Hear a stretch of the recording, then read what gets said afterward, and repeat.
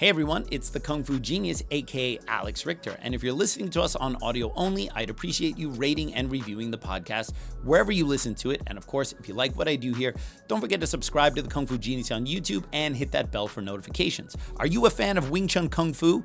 Well, if you listen to me, I assume you are. I got great news for Kung Fu Genius fans. Right now, you can get an all-access 1-month free trial subscription to Wing Chun Illustrated magazine. Yes, I said free. Go to WCInewsstand.com and register in the upper right-hand corner, fill in your email and password, and use the code KFG trial to get your free trial to the issues from 2011 to the current issue. That's right, all the issues, even the one with this guy on the cover. My Kung Fu Genius column is in all the new issues, as if you need another reason to get this awesome magazine. Go get your free trial subscription today. For all that information, check out the description below. And with that, let's get started. All right, peeps. On today's episode of the Kung Fu Genius, the genius will be answering all sorts of hot nonsense from YouTube.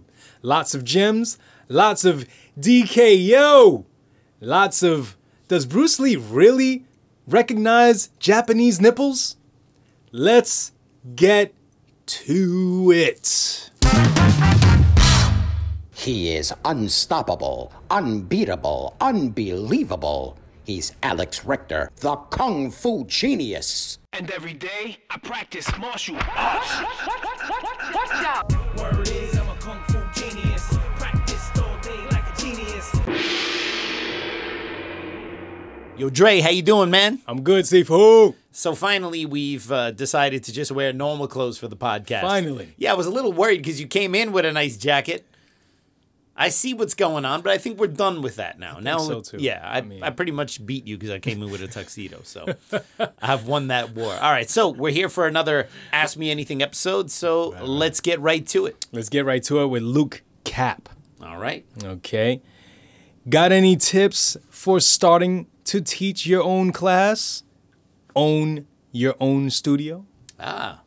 Well, yeah, this is a question that I get quite often from martial artists and obviously many from Wing Chun, like how do you run a school, how do you start a class? And it's difficult because if I really tell people everything that's involved, they would never want to do it because it's a lot of work. And I think sometimes people think that, okay, I like martial arts, I like doing martial arts, I like teaching martial arts, and those are all absolute prerequisites to running a martial arts class or school. Yeah.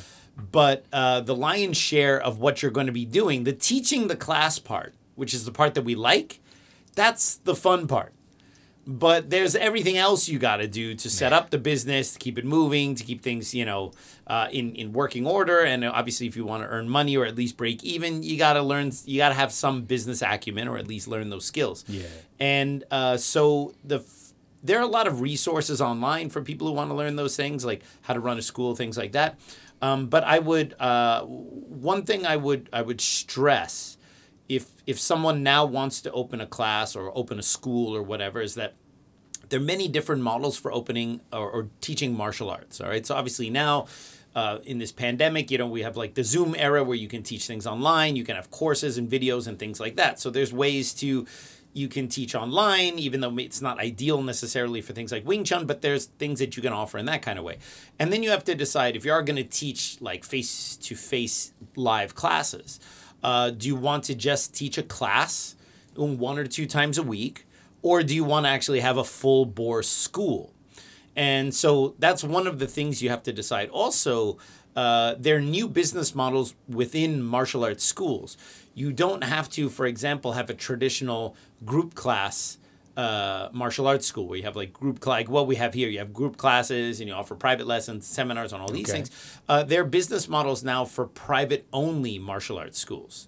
And of course, there are people who've been doing that for a long time, sifus who only teach privately. But I mean, like you can actually have a brick and mortar location that's private only. And so there's a lot of different models. You get like a small boutique size gym rather than a full martial arts school where you're only going to teach 1 or 2 people at a time. And there are models for that as well. So I don't really have any tips because there's so much you have to learn to run a martial arts school successfully that by me saying like, yeah, well, just do this and you'll be fine. It's like the people online telling you like, you can get shredded by doing these 5 easy steps. It's like, no, you have to, if you want to get shredded or bulk up or be strong or whatever, that's literally all you have to be focused on for that time to accomplish that. It's not a matter of 5 simple hacks, right? And it's the same thing with running a martial arts school business. And I've been mostly disappointed by people who have actually sought my advice on running schools. I remember there was a kung fu school that opened in Brooklyn a few years ago. And, you know, I knew this guy through social media. And when he opened his school, you know, I came there for like, I think either his grand opening or the first week he opened, just to kind of wish him good luck and give him like a banner from our school and stuff. Cool. And then while I was there, his assistant asked me like, oh, well, you know, you have the school in Midtown. Like, you know, what are some of the things that, you know, you could give us as advice, right? And then I basically, you know, gave him a list of like, here, like 5 really practical things. Like, I'm not going to tell you how to teach your classes or whatever, but like, here's some really practical ways that you could like contact students and prospects and things like real kind of nuts and bolts kind of stuff. And every single thing that I suggested, they're like, oh no, we can't do that. Oh no, we can't do that. Oh no, we can't do that. And these things are like industry standard. These aren't, I'm not like saying like, you know, you have to send drone spies into your potential, students' houses or whatever. These are things like, oh, you should get some kind of automated text messaging when people contact you through the website so you can get their information, yada, yada. I was like, oh, can't do that, can't do that, can't do that. And then I was like, all right.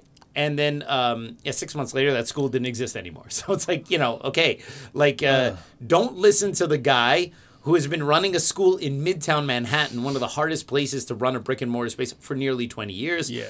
Say you can't do anything, don't do any of those things, and do it your own way, and then you can see what happens, right? Because pretty much how we run things here at City Wing Chun is pretty industry standard for martial arts business, and so those things work, right? And if you have good classes and good instructors and you teach enthusiastically, the rest are just business systems. And unless you're really willing to learn those things, there's no 5 easy steps to running a martial arts school or class or anything. Awesome. Be serious about it, and everything else will fall in place. All right. Good stuff. All right, next up we got Richard White, Dryson's arch nemesis. Wetson. All right? Not Dryson, but Wetson. Arrives at City Wing Chun to challenge Dryson to a duel. Oh, good. Finally. Yeah. Someone calls him out on his bullshit. Yeah, right. Wetson. He's also assuming that Dryson is at City Wing Chun. I know. Which is weird, right? Really weird. Yeah. Maybe he's hanging out with his cousin Nah-son. Nah, son. All right. Wetson is the same height and weight as Dryson. So and a buck 05. Yeah, something like that. I really don't know how much Dryson weighs, Oh, okay. but I can. Well, we can guess. Yeah. Right. and, Or read. Yeah. Dryson and trains in Bak Mai. Bak Mei. Bak Mai. Yeah. White eyebrow. Okay. He also leaves the faucets running after clogging the bathroom sinks. A real asshole. Who wins? That's the question. That's the question. Wow. Who wins? Who wins in a hypothetical battle between a hypothetical person? Yeah, we don't and know a who hypothetical Dryson arch is. nemesis. Yeah, we don't know, because the thing is, I actually don't know what Dryson looks like. Yeah, we don't know I anything literally about have this guy. No idea what the guy looks like. Yeah, I've got we a know fair what idea he of what kind he of looks thinks of. We know his brain wave style. Yeah, I've got a pretty fair idea of Yeah. what Dryson looks So I don't know. It's impossible for me to answer a hypothetical about a hypothetical person. That's all I got to say about that question. Man. He is an asshole, though. He is, though. I would say that. We do know that for sure. Yeah. All right. Next up, we got Evan D. Can you give some explanation on this? In Way of the Dragon, when Bruce Lee tries ordering food, how did he end up getting a bunch of soups? Okay. Another odd thing I'd like some context on. In Fist of Fury, how did Bruce know the cook was Japanese from his nipples? Yeah, those are two somewhat important plot points in two separate Bruce Lee movies. Okay, so the first one, Way of the Dragon. Now, if you watch the old American version that came out that was dubbed, I don't think that scene is even in there. So you have to watch like the international version or the original version. Now, remember, if you're going to watch Way of the Dragon, you have to watch the Cantonese version because that's the only one that makes sense. Okay. Because, you know, Bruce goes to Italy and he only speaks Chinese and everyone around him speaks presumably Italian, but often English. Oh, right. And he doesn't understand them, right? But when they dubbed it into English, they just dubbed everyone into English. So like I said before on another episode, as a kid, I always thought it was strange that Bruce would go up, because I saw the English dub version first, and Bruce would go up to people and be like, hey, tell him. And I'd be like, why can't you just tell him? You're right in the room right there, right? Because in the original version, he's telling this guy in Cantonese. The Cantonese translator has to, you know, translate it to the boss or whatever, right? Look at him. Yeah, and I remember as a kid just going like, I don't understand, like, you know, tell him this. I'm like, you're right there. You can tell him yourself, right? You're a tough enough, badass enough dude. Why you need this middleman right there, right? Because in the dubbed English version, that made no sense, right? So in the original version of Way of the Dragon, the opening scene, he's at the airport.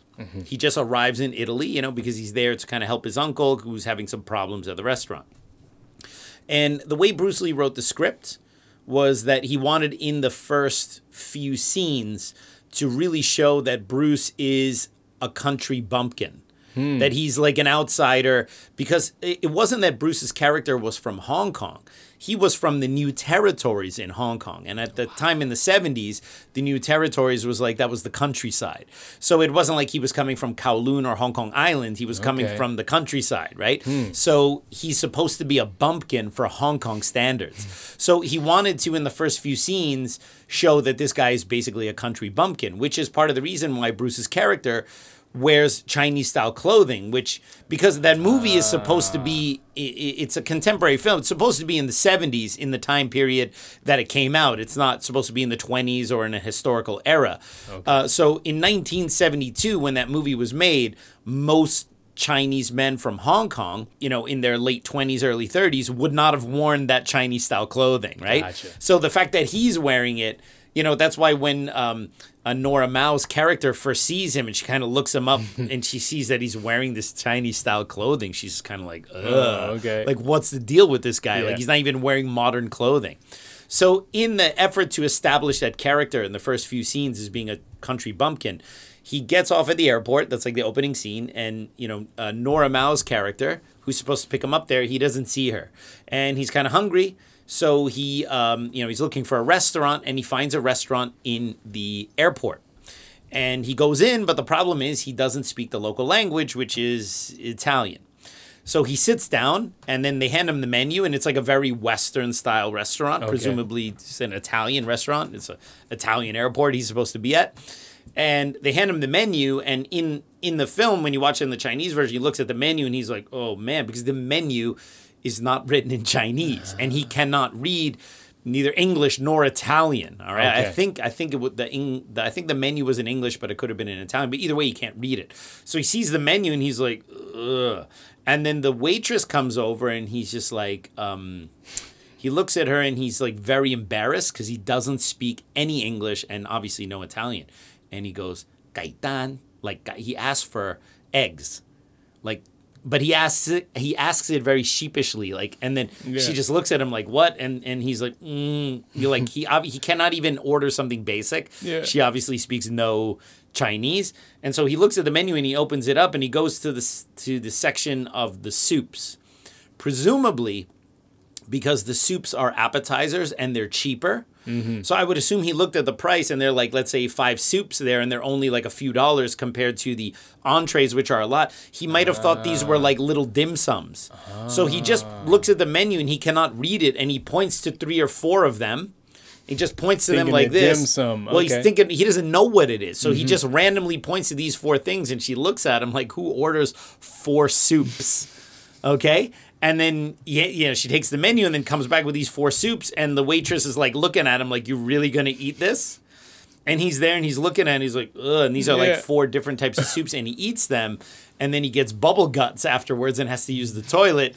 When he sees Nora Mao, he's like, oh, I got to use the toilet. And that becomes like a recurring theme because in a couple scenes, he's like, you know, she brings him to the apartment and he's like, he's like, where's the toilet? So she's really not impressed with this guy because he always needs the toilet, right? So he's trying to like great. promote this character as being a bumpkin and then like, constantly needing to use the toilet because basically until the reveal, I mean, he's Bruce Lee and he's an ass kicker, right? But if you just watch the movie by itself and you didn't know anything about Bruce Lee, kind of until that, I mean, he throws some kicks at the beginning when he's with the prostitute or whatever. Yeah. And, he has that like pose out there. But like until the scene where he fights the thugs in the alley, you really don't I mean, you kind of have obviously you see he's very impressive, right?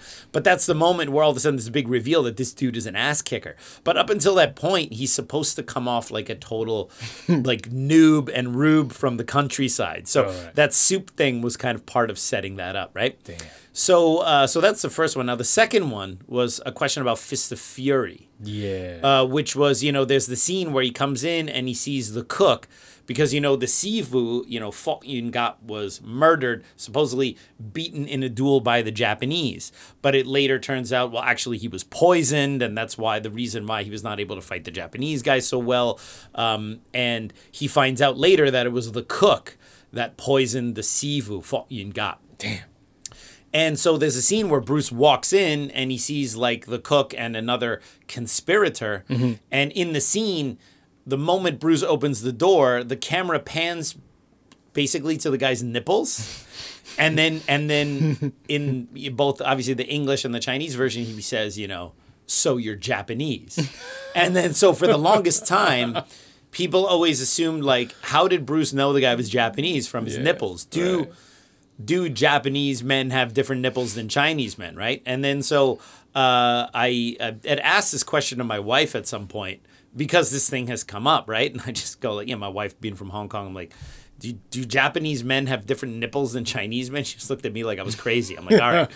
So no, it's because the character is wearing a harameki. A harameki is basically a waist wrap that goes around your stomach, similar to like a men wearing like kind of like a girdle around your midsection, and that is a Japanese garment. Originally, that was worn underneath armor, like samurai armor. You put it on there presumably so you don't get chafed from the armor.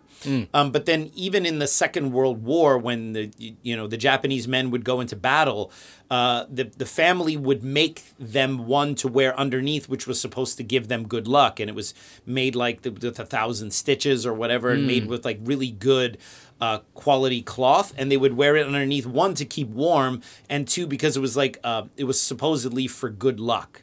But basically, it's almost like a slimming thing you put around your waist. Yeah. And so when Bruce opens the door and they see, and the character, by the way, who plays the Japanese guy is a Chinese actor. He's not even Japanese. It's that harameki that he's wearing around his midsection. It's not the nipples that gave it away. So that's the answer to that thing for people who not didn't the know. nipples. It's not the nipples. The there harameki. There are no Japanese nipples that Bruce Lee recognized. Man. You must be Japanese. Just right? imagining your wife. No, Like, I ask her all sorts of stuff because, my wife grew up in Hong Kong, but she didn't grow up, she didn't do martial arts growing up, and she didn't grow up like into any of this stuff, right? So it's kind of funny when I ask her these weird questions because these are things that she's never had to really think about. And so that's essentially That's great. That's why she's always looking at me like I'm crazy. All right, so next up we got Shadowmancer 101. All right, Shadowmancer 101. Hi, Sifu Alex. American Dre, British Dre, and Dryden. Dryden. All right, all the guys. All of them. Yeah. Love the show. Please keep up the good work. Or the great works. My bad. Yeah, Just not say good great. work. Great work. Thank you. I recently had a dear friend and senior Sifu who is suffering from cancer. Even in his weakened state, he come to the Kun to help train and pass on his unique knowledge. This was obviously very emotional and moving gesture. It has deeply affected my training and focus. I was wondering if you have any similar experience in your training and teaching. Wow, that's a heavy question for the KFG podcast. Well, I feel sorry for his friend. That's a rough predicament to be in. I don't have a I don't have like a direct kind of similar thing in my life that I had. Although last year in 2020, Sifu Elman Leung passed away. And I made a video about it here on this channel. Before we had this podcast, I made like a short little video. And, Sifu Elman Leung was a interesting character in the Wing Chun world because he was very humble and very understated, I suppose would be a word to kind of put in the wide world of WT, where you had some, you had lots of high profile guys, not just Sifu Leung. We have Emin Bostepe, Sifu Kanspect, all these guys from Europe, all these other guys from Hong Kong. And then like Sifu Elman Leung was always like someone who never really went out and made a name for himself. But interestingly enough, he originally was a student of Grandmaster Yip Man before he became a student of Sifu Leung Ting. And I did an interview. One of the things I'm very happy about is that, just a few years before Sifu Elman passed, we had the chance to do a cover article for Wing Chun Illustrated. Ooh. And so for me, it was amazing because, like, I write for Wing Chun Illustrated magazine, and occasionally when I have a column in Wing Chun Illustrated magazine called The Kung Fu Genius, but occasionally, like, there's some cover stories that I have also written. All right. So, like, I will contribute for those as well. The Chan Chi Man one, which came out a few issues ago, like, I was the one who interviewed him for Wing Chun Illustrated, and Sifu Elman Leung, I was the one who did that for the cover article. And so I was very happy that finally he got some recognition. He got to be on the cover, and he got to be like the feature article, because I feel like not that many people really knew about him. And Sifu Elman Leung was such a phenomenal man. At the time that Wing Chun Illustrated magazine told me, like, they wanted to do something on Sifu Elman Leung, and basically could I, get a hold of him and whatever, and I was like, yeah, sure. That was the time that, because I had not seen him as often in the recent years. I saw him more in the IWTA days, and then I saw him maybe once after I quit the IWTA. He actually came here to New York and taught a seminar for my students back in maybe 2012 or 2011, something like that, right? And so my students, had a chance to learn from him, and it was a lot of fun. But, I just, like, in those years, maybe an email here or a text message here, but nothing like, I didn't see him that often because I was busy building my own association after I left the IWTA. And then so at the time that I contacted him, I was like, hey, Sibak, Wing Chun Illustrated wants to do a cover story on him. His student told me that he had cancer.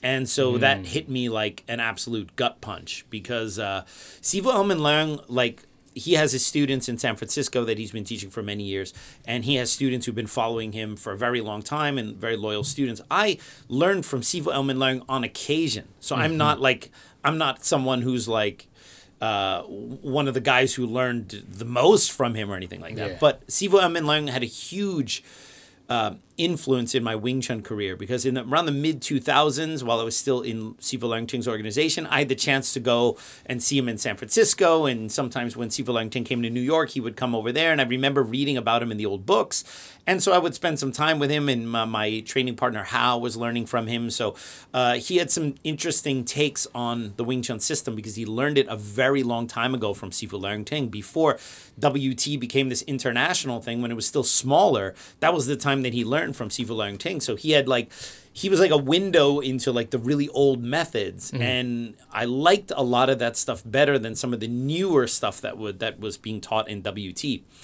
And so he was a huge influence in certain things I do in Xiuxiao, footwork, the plum flower step, other things, and I write about him a lot in the new Wooden Dummy book.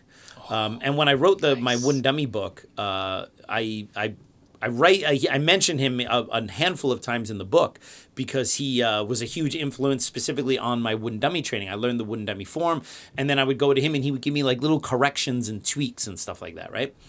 And then when I wrote the book, and I may have mentioned this on a recent episode, but like then I had to, after he passed last year, I had to change all the references in the book to past tense. And that was brutal, because I had already written the whole script. And now I had to go back and like I had to change all it's like was, you know what I mean? And it was like really hard, right?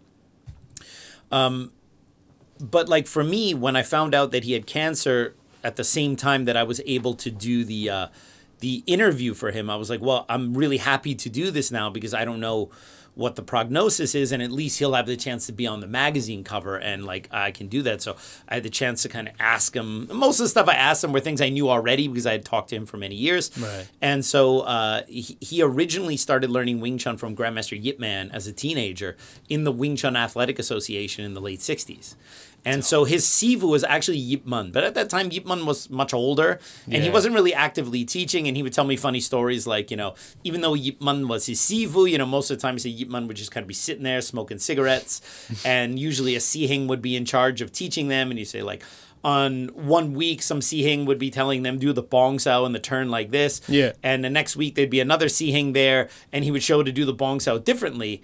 And Yip Man is sitting in the corner both ways and says nothing, right? So people want to know, like, oh, how come, you know, people do different things? Like, literally, his own students were showing people things differently week to week, and he would just, he'd just be sitting there smoking cigarettes, right?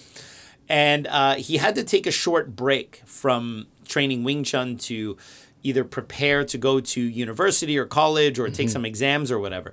So he took a break, maybe 6 months, 9 months, something like that. And when he came back to the Wing Chun Athletic Association to resume his studies, basically Yip Man walked in with a young Leung Teng and said, well, this is the guy who's now going to be teaching at the Wing Chun Athletic Association. Because Yip Man had, you know, for the 9th time finally retired, right? So Sifu Leung Teng started to take over the classes at the Wing Chun Athletic Association late in the 60s. And so basically he was learning from Yip Man and Yip Man's students, and then he comes back and then Yip Man is like, okay, this is the guy who's going to be teaching now. And it was a young guy named Leung Teng. So Elman Leung just started following Leung Teng after that. Right. But he respected Sifu Leung Teng so much that he actually called Sifu Leung Teng Sifu. Even though technically Yip Man was his Sifu, and it wasn't any disrespect to Yip Man, it was just showing a lot of respect to Leung Teng, and he, in essence, became one of Leung Teng's earliest students. So he learned, let's say, from 1967, 1968 until about 1974. Okay. And then he came to San Francisco, and then he started teaching, and he was one of the early WT pioneers over here. And so for me, it was like when I found out that he was sick, I was very happy to have been able to do that interview for him and kind of get his name out there and all that kind of stuff. But I saw him the last time the year before he passed away. So in 2019, I went to California to see a friend of mine who lives out in Sacramento, and I stopped by San Francisco, and I saw Sifu Elman Leung, and he had gotten much better. Like, actually, he had improved quite a bit. But I could tell when I saw him, he was very thin. His hair was all gray suddenly. Like, I can definitely tell he was a bit diminished, right? And so we went out to eat, and we sat and we had a very, very pleasant conversation and kind of like discussing things a little bit. And then after we ate, I picked him up at his house. We went to a restaurant that was nearby, and then he asked me if I could drop him off at his doctor's because he had a doctor's appointment. So obviously he's still going through his treatments, and I drove him to his doctor's, and I said goodbye, and that was the last time I saw him. So, it's like I was glad I had like one last time to kind of sit and talk to him. And hurrah. Yeah. And so, and then about a year later, he passed away. So I remember. That's it. So, Man. Mm-hmm. Good old Sifu Elman. Yep, absolutely. All right. Man, that was nice, heavy question. Yeah, heavy. All right, we have let's see another what the Nipples question next. Yeah, hopefully. Let's see. We got Loki 696. Okay. Hello. A couple of questions. All right, here we go. If Yip Man made up in the BJD, Bachamdo. Okay. Who helped him organize the form with its applications? Also, famous students that have finished the system with Yip Man, such as Ho Kam Ming, Mo Yat, Wang Shenlong, Leung Teng, Li Sheng. Why are their BJD forms and applications so different from one another? Well, that's a good question. I mean, it's also very speculative. I mean, like, I've heard lots of different things, but you can't really say anything for sure. There are people who will tell you, oh, no, it's exactly this. Okay. To which you always have to ask, how do you know it's exactly that? All right? Because I know. Because they know, right? Or because someone who told them is someone that they happen to like, all right? And then I like that guy and he told me this, so obviously it must be true. Yeah. The truth is that we don't really know. Is that confirmation bias? The confirmation bias. Okay. the Bacham, though, is interesting because you don't really find a set of knife techniques called Bacham Do anywhere outside of Yip Man Wing Chun. So in some of the Wing Chun lineages that surround, some of the other Wing Chun lineages outside of the Yip Man line, you have like some of them have double knives, and they just call them Seung Do. Seung Do literally means double knives, right? Okay. And like I believe in the Yun Kei San lineage, that's what they call it. And some of the other Wing Chun lineages don't have any knives.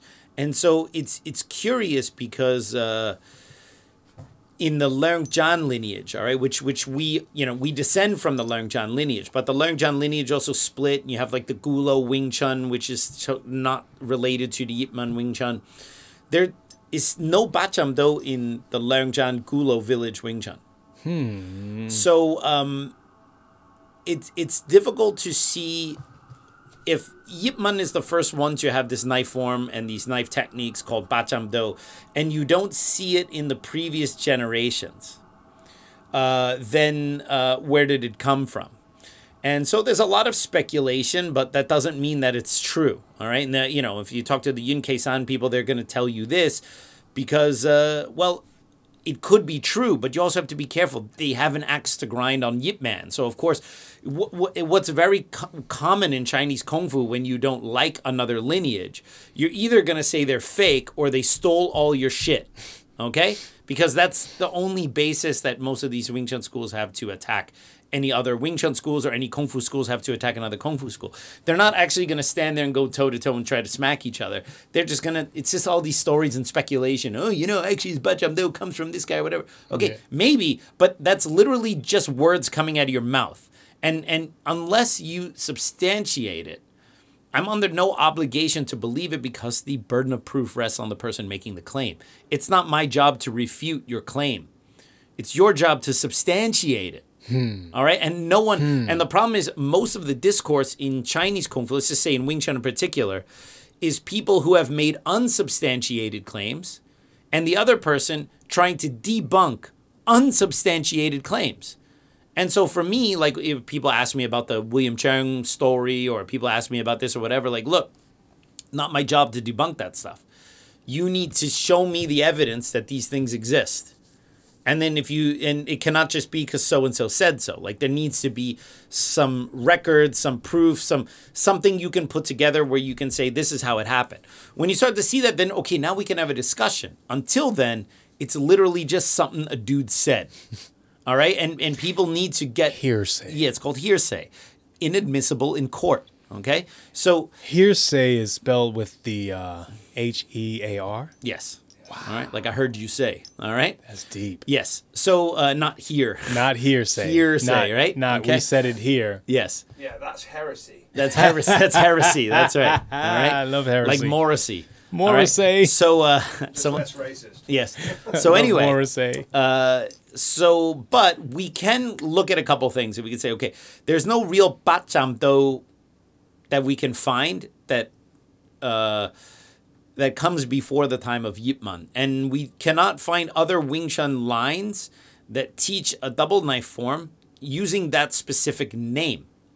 So if we just look at those basic things, until we do, I mean, look, if a lineage comes out that legitimately says that they have a Bacham Do system and it's unrelated to someone who learned from Yip Man, but it might be related to him in terms of someone who learned it, taught him or whatever, then you have a connection. Until then, it would seem as if the Bacham Do is Yip Man's creation. All right? So it seems to be a relatively safe, though not guaranteed, bet to place. Okay? So then the question is, well, how did he develop this and who did he develop with and who did he organize the applications with? And the problem is that is already now an assumption based on the first speculation. Okay? So I cannot speculate on how did he develop a form and who helped him. First of all, who says anyone helped him? Okay? If at some point most people design or develop martial art fighting skills and then maybe they test it out, that doesn't mean that they have to have 2 or 3 people there and do this by committee. Okay. All right? So the problem is that the question itself is very speculative. it has to assume the first thing, which is that Ip Man created it, so we can go that far. But then the problem it goes, well, then who helped him do it? Well, hey, that is already a step too far because, first of all, who says anyone helped him do it? How do you know he didn't just create the whole thing himself and use his own martial arts expertise and experience training this with his students to develop this thing over time? Okay. So that's the first thing. I'm not going to answer assumptive questions. Now, there are people, the Siulam Wang Chun people, not so much the ones in Hong Kong, but the Europeans who have learned from them who are now 50 some odd years past all of this stuff, saying that Yip Man secretly developed this with Chu Chong Man. All right? I don't know about that. There is a lot of evidence to say that probably did not happen. But anyway, it's not my job to debunk it. You know why? Because the thing that Yip Man trained with Chu Chong Man, or Chu Chong Man showed him some footwork, and that's the footwork we have in the Bacham Do, that shit is all hearsay. It's not my job to debunk it. You got to substantiate that story as something that's even worth listening to. Otherwise, it's literally something told to you by someone over dim sum. And I don't have time to refute shit people said over dim sum. Or soups. Yeah, or soups. Bring actual evidence that can point to this. All right? And don't just say, oh, well, so-and-so really knew. No. So-and-so told you so-and-so really knew. That doesn't mean shit. These are literally just things people say. All right? Like, you cannot spend so much time refuting shit that people say. Imagine refuting stories that are speculations to begin with. It's like, who's wasting more time? The person who speculates or the person who refutes the speculation? Look at all these rumors. All right? Now, surrounding me every day. Surrounding me. I just need some time. Some time to get away. Get away. From all these rumors. Can't take it no more. So, yeah. So anyway, Cameo, Jeez. right? Oh, man. So, I don't know if that was Cameo. Was that Cameo? Who was that? It might have been... Damn, I don't know who that is. All right, we'll just say it's Cameo until someone in the comments goes, actually, it was Stevie B or whatever, It's gonna right? be Dreisen. Yeah, it's going to be Dreisen, right? Yeah. So that's the first thing. It's like, I'm not going to speculate on who did he develop it with when we don't even know whether he developed it or not. Like, who knows? All right? Speculation on top Might of have been speculation. SOS band, by the way. Who the hell knows? All right? So there's that thing, right? And then the second thing is, why are all the different Bacham Do of the students different? And I'll tell you... I don't actually think they are that different. So, different is all relative, right? If you hold something and you lift your elbow up more, you do it here. For some Wing Chun people, that's a world of difference. For other people, it's just a variation, and this is not worth mentioning as a my difference, mom wouldn't right? be able to tell the difference. Yes, it's just like so the problem is, okay, it depends on what your threshold is for things being different, okay? So I've had the luck to learn two different versions of the Bacham Do. Both the Leungting version, which we could consider it as a very late period, end of Yip Man's life version. And then I also learned a version my Sibak taught me, which is the one he learned from Chan Chi Man. I didn't learn it directly from Chan Chi Man. I learned it from my Sibak, who learned it from Chan Chi Man. Okay. The Chan Chi Man Bacham Do is from the period of Wong Sun Leung, and it's very similar to Wong Sun Leung's original form. Wong Sun Leung modified his Bacham Do a little bit, admittedly, and so it's a little bit different from what Chan Sifu does, but apparently the original version Wong Sun Leung did is very similar to Chan Sifu's, right? So I've learned, to a certain degree, a very early period Bacham Do and a very latter period Bacham Do. And then you have middle period students, Hokam Ming, Moyat, and I've seen their Bacham Do forms. And so for me, it doesn't seem so divergent because when you've learned both of them, I've learned the two extremes, the early and the late, and then I see the middle period one. I see that there's a common thread between all of them in terms of there are certain moves that are present in all three of those eras that are the same, even if the execution is a little bit different. Okay. They all have Gando, they all have some form of Gapdo, they all have some form of Yatzido. They all have certain stamps of and Mundo against the overhead type. They all have these things in there, right?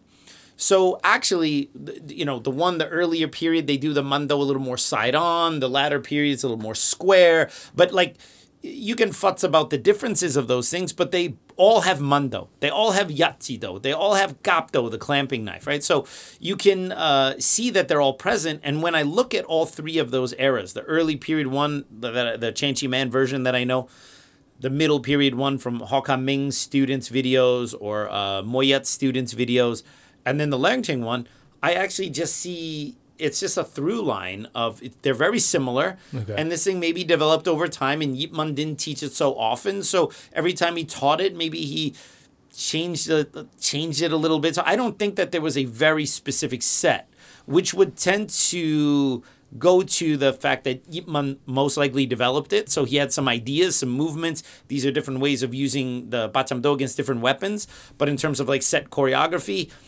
because he didn't teach it openly, there are not too many photographs of him with it. He had plausible deniability. I could teach you one thing, and if I only taught it to 3 other students and you guys don't always see each other, and then I croak, I literally could have taught these 4 students who are close to me something a little bit different. Yeah. So that's totally possible. Plus, students are naturally going to do things differently and do things with their own spin. And some people are more interested in weapons and some people are less interested in weapons. So your mileage may vary in terms of how much your lineage, like how much your Sifu really decided to go in and learn, like get good at the weapons versus what most of us practice in Wing Chun, which is the hand fighting stuff. So some people learn the weapons because it's like an ornamental part of the system they have to learn, and some other people really get into the weapons and, you know, train the pole and train the knives and want to get good at it.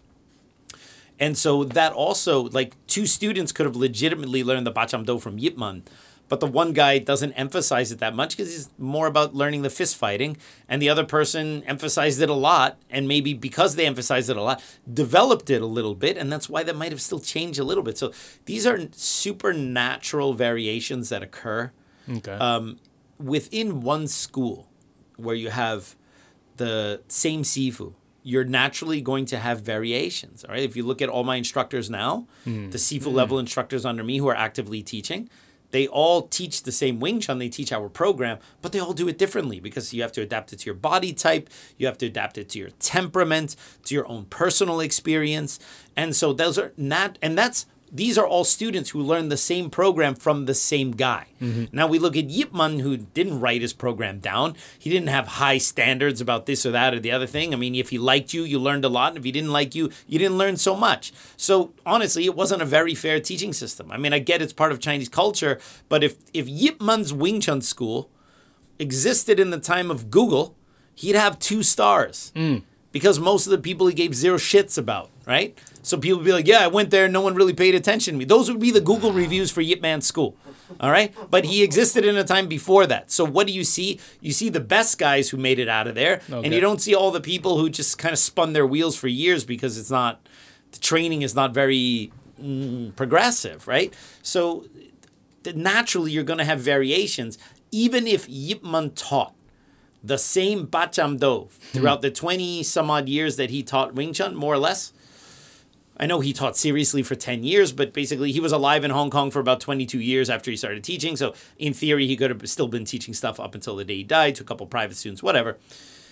So if you give him that, if he taught the same Bachamdo form for 20 years with no variation, his students would still be doing it differently. Yeah. So people need to get over that. First of all, there's nothing to indicate that he did teach the Bachamdo the same way over all those years. But even if he did, all the people who legitimately learned it from would still be doing it differently. That's as normal as it gets. Oh, right. Yeah. So what was that lyric again? About rumors? Yeah. Look at all these rumors surrounding me every day. Yeah, that's what I thought. I just need some time. Is it a cameo? No, it is not. Who is SOS it? man. Timex Social Club. Timex Social Club. All right. They're close to Club Nouveau. Oh, that's why I was trying to. Yeah, Club Nouveau is I another thought dope. it was Club Nouveau, but I was like, no, it's Timex Social Club. All right. Who's cameos? He's the Wern Up. Is that him? Yep. Yeah, okay, right. Yeah. He had a cameo haircut. Yeah, that's right. All right, what else we got? Basically, it comes down, you just got to substantiate your BJD, my G. That's right. That's it. The Yes. red cod piece. Yes. Hey, Kung Fu Genius listeners, if you're looking for an easy way to support this podcast, please consider joining the Kung Fu Genius Patreon. You can support for as little as $5 a month and get access to episodes a few days early. Higher levels of support get additional goodies, exclusive content, and even your name in the description. The baller level of support will give you the opportunity to be a Dre for a day and give me a rest from this guy over here. A link for the Kung Fu Genius Patreon page is in the description below. You can also support us by subscribing to the Kung Fu Genius on YouTube, liking this video, and sharing it on your social media platforms. When you subscribe on YouTube, don't forget to hit that bell for notifications so you will know as soon as a new episode or a premiere is available for you to watch. For those of us who listen to us on audio, it's a huge help if you don't just rate the podcast, but also write a review wherever you listen to the Kung Fu Genius, such as Apple or Google Podcasts. I really appreciate it. And now back to me. All right, next up we got Mikey Milosnich. All right. Milosnich. Uh-huh. Hey, Sifu. Yo. Could you tell us some stories of maybe exchanges and fights between Wing Chun and styles that were known in the underworld like Chow Gar and Pak Mei? Were there some fights between Yip Man and other famous Sifus you know of? Blessings. Not during. I mean, people forget Yip Man was quite old by the time he came to Hong Kong. So I mean, like you have to 50s, right? Yeah, he was like in his mid to late 50s when he first came to Hong Kong. Basically, started teaching, right? So of course, he would demonstrate Wing Chun and convince some of his early students that he could do something. But I mean, he's not Donnie Yen from the IP Man movies fighting, generals and sergeants from the American military, in San Francisco or whatever, right? Yeah. So there's a lot of that kind of stuff. So it wouldn't be normal that someone at his stage of life and his age would be like scrapping, right? In general, like an established Sifu, it's the students, it's the senior students who go out and fight, right? It's not the Sifu themselves, right? Maybe in the younger days, but in the younger days he was in China and we don't really know that much about what he did back then. We just have some stories and things like that. So I haven't really heard anything about Yip Man fighting other Sifus in Hong Kong during that time, because I think at the time he's old and they usually have a friendly relationship with the other ones, right? I mean, there are people who are going to say this or whatever, but again, substantiate it. Don't just tell me so and so told me that. This doesn't mean anything, all right? I have a podcast. I can also make shit up, and you can say, "Well, the Kung Fu Genius said it." Well, unless it's true, it's only true if it's true, okay? So I don't know about that, right? But I do know that very early on, there was an unfortunate incident between, I believe it was Wong Sun Leung, and someone of Chao Ga Mantis, all right? Where something had happened, and then maybe it was Wong Sun Leung, maybe it wasn't Wong Sun Leung, but someone had gotten beaten in the Chao Ga Mantis. Now, by the way, in the previous episode, maybe last week, maybe a week before, I'm a huge fan of Chao Ga Mantis, so like, I don't want anyone's takeaway from me saying this to be like, oh, Wing Chun beat up Mantis. First of all, it's not style versus style. It's person versus person. Someone in the Wing Chun family, I'm going to presume it was Wong Sun Leung, beat up someone from the Chao Ga Mantis family. That is not Wing Chun defeating Mantis. That is Wong Sun Leung or whoever defeating that particular individual. So I just want to say that because in Kung Fu, it's always like if someone, beats someone, everyone's like, oh, see, this style beat that style. No, this dude beat that dude, okay? Right. So, anyway. And I know that there was an unfortunate incident and that they, were potentially going to send some of their students over and maybe there were some triad connections or whatever. But Chan Chi Man told me the story.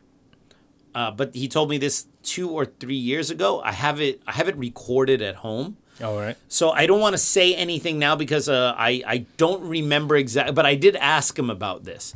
So I'll go back and review it before I say definitively what happens, right? Because I don't want to confuse any of the details. But something happened and there was something that was going on, and for like a period of a few weeks. There was some threat that some of those guys were going to come to the Yip Man school and try to beat up Yip Man, or they were going to send some triads in there or whatever. And Chan Chi Man told me that Yip Man was like, he left the door open. He said, "Whatever, let people come. I don't care." But I don't remember exactly what the setup was. So I'm gonna have to go back and double check that. So. Maybe on a future episode, if you remind me, I'll give you the update on that. Yeah. Yes, I like that.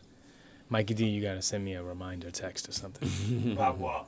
About what? Yeah, he needs a reminder text, and the reminder text. Right.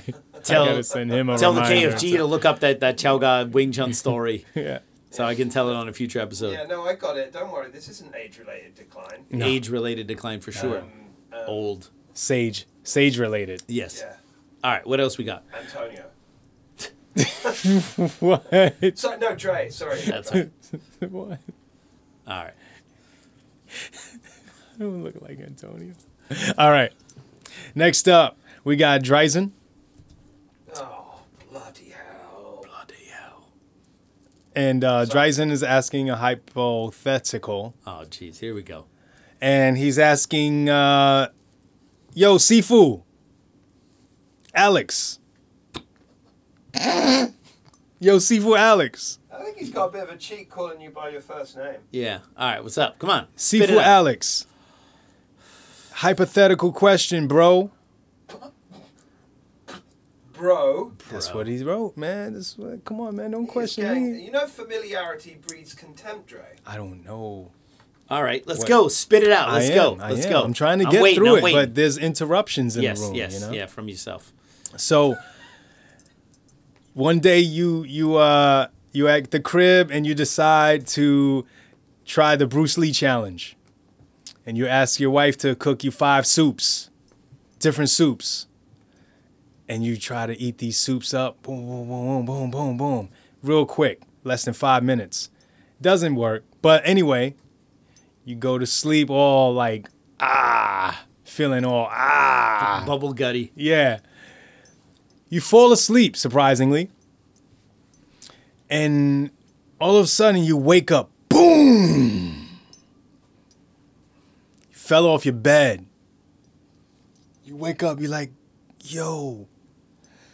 And then you notice you're literally on the floor and you look under the bed.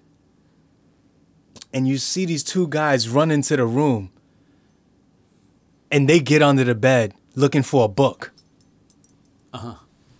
And they're under there looking, and they find this book. And they get up, they take the book, and they start looking through the book right there in the room. They're just like, oh, shit. And they run out the room with the book. This isn't the Dimmak book under Yip Man's bed, is it? That's what, I don't know, but I didn't finish reading. All right. I feel it. I feel I know where this is going. They run out. They're like, yes, we got the book. Yeah, that's crazy. This Language. book. I mean, we got this book. We got this book. Got it. And then you're like, what the? Is that book? That famous book? And then you look over to the side and you see another book. You grab that book. You're like, yo, this What gotta is it, be Webster's Dictionary? you grab that book and you open it. And it's Yip Man's notes. Oh, nice. Writing notes for you to do this as ASMR. Yes. It feels like Did I ASMR. get closer to my... You again, close them down. And then start- you see Yip Man's notes, and you open it, and you start reading it. Hey, and you ASMR get anything. very, very sleepy. This is not the Ask Me Anything. Yes. This the ASMR. All right, let's go. So you start reading, you like, yo, these are Yip Man's notes. On what?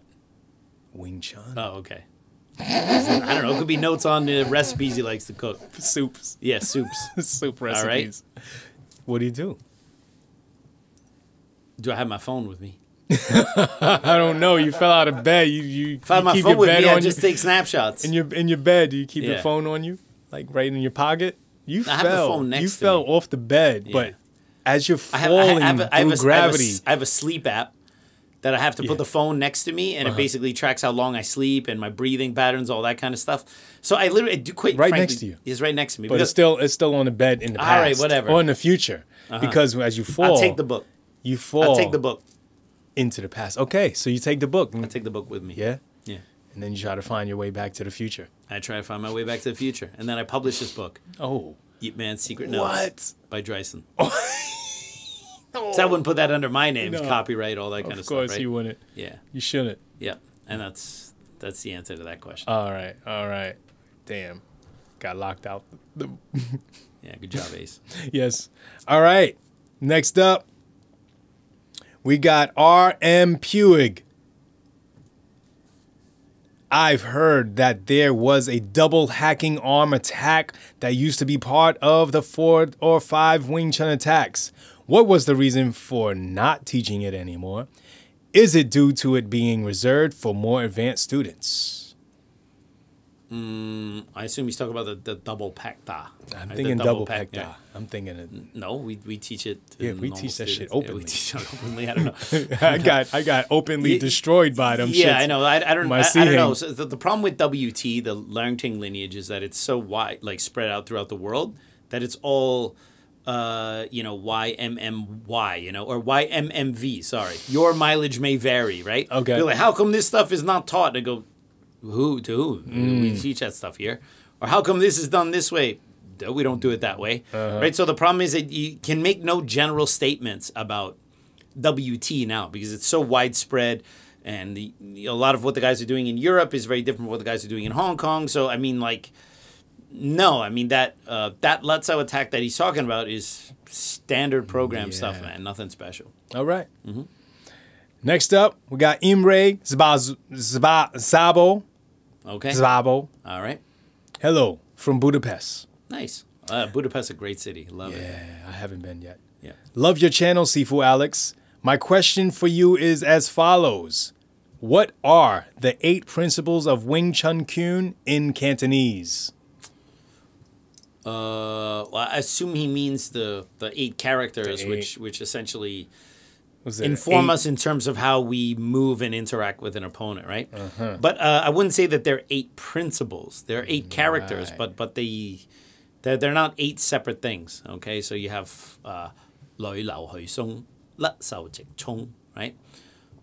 Loi means to something comes, all right? Lao means to stay. All right. So that means that whatever comes towards you, like maybe a punch or something like that, you stick to it, you stay. So this can imply sticking to something. This can imply sticking and moving out of the way of something, right? So I don't pull my hand away from the thing I'm sticking, because then I cannot feel what the guy's doing. I stay with it. So I could use it to turn, I could use it to unload power, or I could just stick. So it's not 100% clear in terms of what it means. That term lao can mean to stay, so you can interpret it any way you want. And this is part of the reason why there's so much contention in Wing Chun, because also the term lao, the very same character, could also mean stop, depending on how you use it. So that's why some Wing Chun lineages, some Wing Chun lineages could say whatever comes, you try to stop it, and they can use that as a justification of hard style blocks in Wing Chun, and they would, in their interpretation, actually still be faithful to those characters, right? Because it's somewhat ambiguous in terms of how you use it, right? So that's like whatever comes, you stay with it, all right? Hui means to go away, all right? And then song is like to send off. So if something goes away, you send it off, meaning like you know, think about forward pressure and like a spring. When your opponent backs up, your spring is still going forward, and it's going with your opponent towards them. So you don't keep your arm there and your partner goes away and your arm is staying there. Your arm is naturally spring loaded, ready to go forward, right? So those are like the first 4 characters. Lat sao, lat means the hand is freed, all right, or the hand is now separated, right? Jek chong, jek means straight, chong means to thrust. So it essentially means whatever comes, you stay with it. Whatever goes away, you escort it or follow. And if the arm is completely free, you thrust forward. Those are not 8 principles. They're 8 Chinese characters. Okay. I would say it's actually 3 ideas being represented there in 8 characters. The European formulation was to make it 4 fighting principles, because they added if the way is free, go forward, which is, the Chinese don't add that if the way is free, go forward, which is the idea of man sao, sending your hand forward, because in many Chinese Wing Chun formulations, it's understood that you send your hands forward. So they don't have to add that as like, you got to send your hands forward and then you stick, stay, or thrust forward as the hand is freed. That's naturally understood, whereas the European formulation, they had to add that to make it just a little bit more clear. That's why the Western European version is that there are 4 principles. The Chinese formulations that there are 3 ideas, but those 3 ideas are expressed over those 8 characters. Love it, man. Love it. Thank you for that question, dude. All right, next up, we got TK. Hilarious episode. I assume he's talking about the Beardy episode. I'm assuming the same thing. Yeah. Ashamed to say I saw a couple of Beardy videos in the past, yeah. But the one about training a year was the last one I saw. Never thought much of it. Future question. Sorry if this has been asked hundreds of times. What are your thoughts on the upcoming DK Yoo versus Xiuxiao match?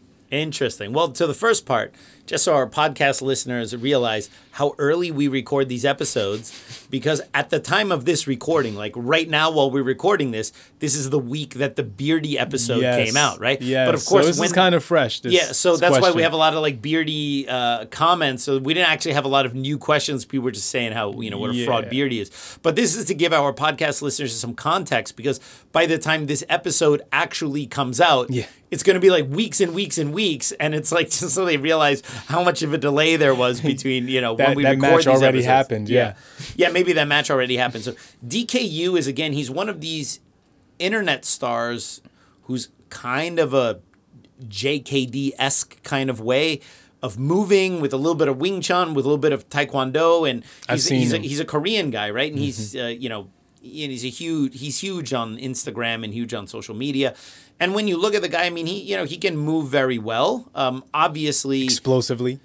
Obviously, most of what he's doing are controlled demonstrations, and that's fine. Like, I mean, that stuff looks cool, and he's doing some very interesting things. Some stuff looks very much like JKD, some stuff a little bit like Wing Chun, some stuff like boxing. I think he's had some books or whatever. But the weird thing is, like, that's the thing with the social media era, is that you have these guys who are like, they're these huge stars because they know how to work the algorithm. They know the kind of things that the casuals like, and these kind of very interesting demonstrations that people think are really cool, especially people who don't know that much about martial arts, and they really bring it. But for like salty old dogs like me, or people like I'm sure maybe Sifu David Peterson, who's one very legitimate Wing Chun instructor from the line of Wong Sun Leung, as well as other people, I think a lot of us look at this and be like, where are these people coming from?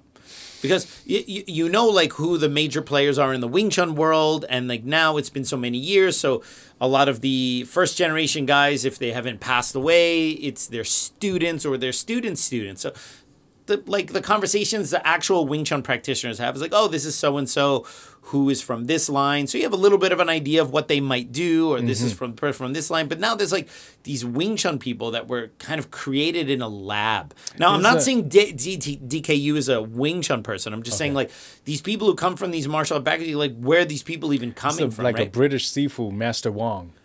Yeah. Don't look at me. Why yeah. Are you looking at me? We don't need to talk about Master Wong, right?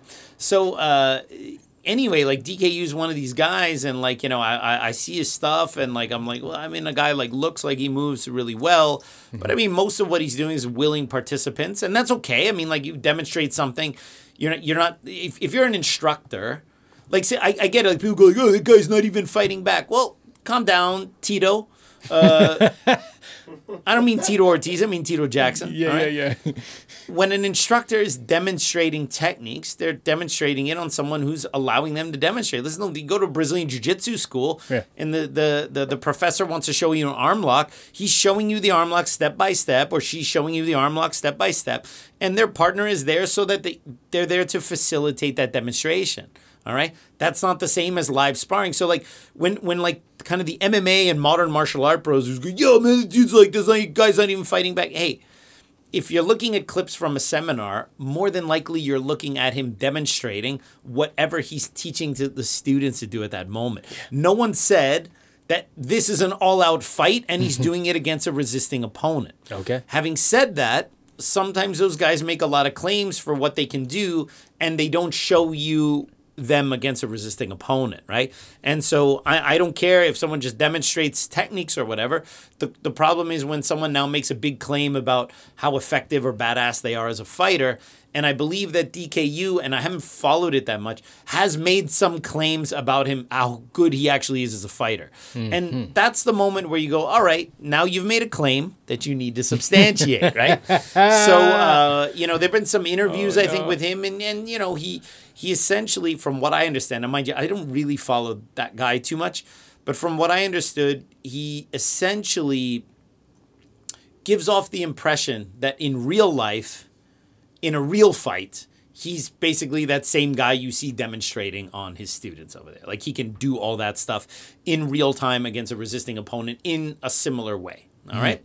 So, all right, it's kind of like, he does inch punch or no inch punch demonstrations where his hands on them. Like, he talks about body mechanics and all these things that get casuals super, super excited. And so Xiuxiao is that Chinese mixed martial arts fighter who's been, beating up old Tai Chi guys and beating up Wing Chun guys who've never fought in the ring before. I have mixed feelings about Xiuxiao. All right? My mixed feelings are this. Yes, I teach Wing Chun. I'm a traditional martial arts guy, and I'm not happy to see Wing Chun guys get their ass kicked. But you love MMA. But no, it's not even that. But I'm also happy to see some Wing Chun guys get their ass kicked. Yeah, okay. Because I think people need to stay in their lane. If you teach self-defense or you teach a martial art or something, you need to know what you're doing, what you are teaching, and what the value of that, what can you actually do with this thing that I'm showing you. And a lot of the traditional martial art guys, you may be teaching someone a way to effectively defend themselves if they're suddenly attacked or something like that, right? But they claim they can also then fight in the ring using these same exact tactics. And I go, no, if you want to fight in the ring, you have to understand how to fight in the ring, rules, boxing, kickboxing, footwork, moving back and forth, and you can maybe apply your Wing Chun ideas in there if the base is somewhat modified, right? I'm not talking about the dude takes a swing at you on 6th Avenue, okay? Yeah. You just go forward and the fight is on. There is no back and forth or anything like that, right? These things are different, but the problem is some people who are surrounded by yes men, they don't see the difference, and they really think that the same guy they are demonstrating on their willing students is the same guy they would be if they were in a ring across from Mike Tyson, right? So Xiuxiao, to a certain degree, has exposed a lot of that bullshit. And so when people go, what do you think about Xiuxiao beating up that Wing Chun guy? I'm like, oh, the Wing Chun guy had it coming. Yeah. People think, oh, your Wing Chun guy doesn't make you upset. Well, first of all, I don't know who that Wing Chun guy was. Yeah. They said he's the number 4 Wing Chun guy in Hong Kong. I'm like, oh, what does the number 4 Wing Chun guy in Hong Kong even does that mean? First of all, it's not like when you fly into the airport at Hong Kong, there's like a leaderboard there with like the top 10 Wing Chun people in Hong Kong. And, this dude is number 4, and that's the guy who fought Xiuxiao, and he beat Xiuxiao, beat his ass. I never heard of that guy before. Okay, now that doesn't mean he's not good or he's not legit or whatever. But what does it mean, the number 4? It almost feels like the promoters, don't want to say this is the number 1 Wing Chun guy, because then everyone would be like, we never heard of this guy. So they say he's the number 4 Wing Chun guy. No one is going to refute it, right? So you go like, who even is this guy, right? And if you're a Wing Chun person and you want to fight in the ring against a mixed martial artist or a kickboxer, you need to know something about mixed martial arts and kickboxing.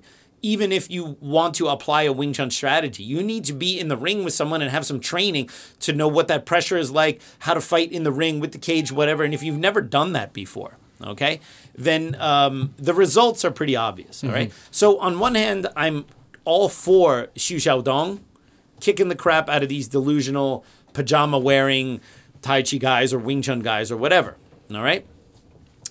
On the other hand, all right, most of the people that Xiuxiao fights, he's bigger than them, okay? Ooh. Which I kind of go like, okay. Especially coming from a sports martial art background, wouldn't you want to maybe fight someone near your weight? So he's fighting people that he outweighs, oftentimes by a measurable, like a substantial amount of weight. 2, he's also fighting people who have almost admittedly no ring fighting experience, and who are clearly delusional about their own skills. Now, I know a couple people who train in mixed martial arts. I know Nick Dalby, who's in the UFC. I've met him before. And I know a number of people in the jiu-jitsu world. And, people from the Henzo camp. Like, I know some people, right?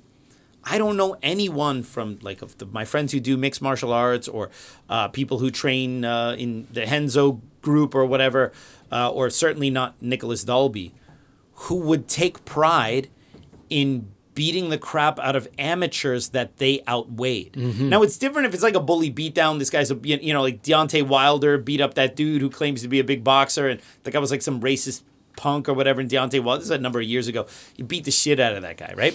And it's like, okay, well, this guy has it coming because he's an asshole, right? But these are just delusional amateur martial artists from traditional martial arts background who've never fought in the ring, and he outweighs them.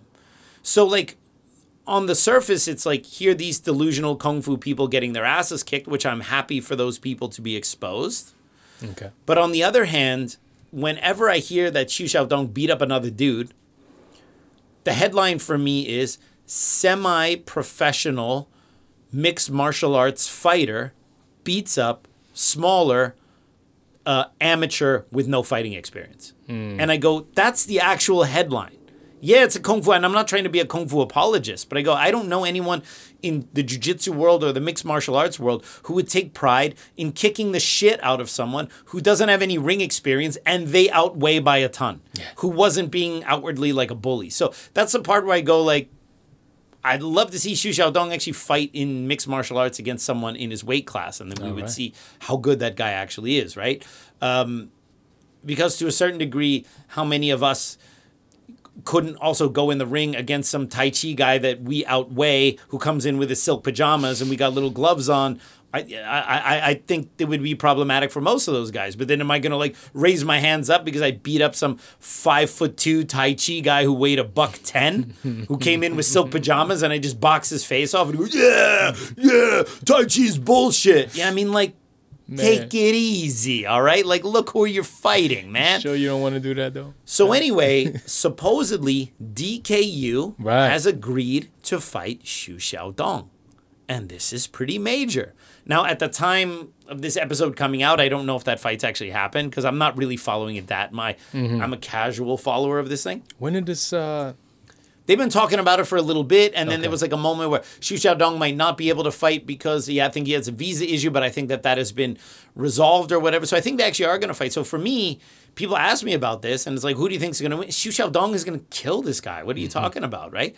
Do these people really believe that DK Yoo is the same guy in the ring against a semi-professional fighter that he is when he's demonstrating against willing participants? People who are wearing motorcycle helmets so he can whale them in the face while he's not wearing anything, which means he can hit them, they cannot hit him because he's not wearing any equipment, which already shows you how these demonstrations are set up. So I don't think it's any surprise what's going to happen there. So I think someone asked me, like, what do I think is going to happen? I'm like, DK Yoo trips on the way into the ring and knocks himself out, right? So, no, I mean, come on.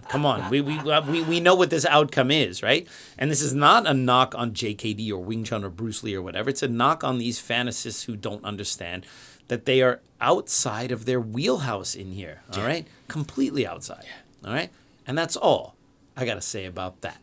All right, everyone, so I hope you enjoyed that episode of The Kung Fu Genius. As always, please don't forget to subscribe to The Kung Fu Genius. Hit that bell for notifications. And if you're looking for any kind of training or you want to get books by The Kung Fu Genius, go to citywt.com. And as always, I'll see you guys next time. Word is I'm a kung fu genius. Technique speaks for me, not lineage. Forget Jet Li, cause I'm the one. Many call me seafood, but to you I'm sea gung. And I produce masters. You surpassed us. Your kung fu stiffer than corpse and caskets. City Wing Chun is the house I built. Violate the gate and your blood gets spilt. Alex Richter, always the victor. Lots of DK Yoo. Yo, that's good. Lots of... There was a big topic I talked about right at the top, which I talked about for a long time. Luke, Cap, got any tips on starting in school? Dre Ison's Nemesis. Can you give some explanation on why Way of the Dragon, blah, blah, blah. See for Alex, the British Dryden love show. Nipples. There you go. Wow, look at that. That was awesome. Fist bump. Bam. Bam. And off.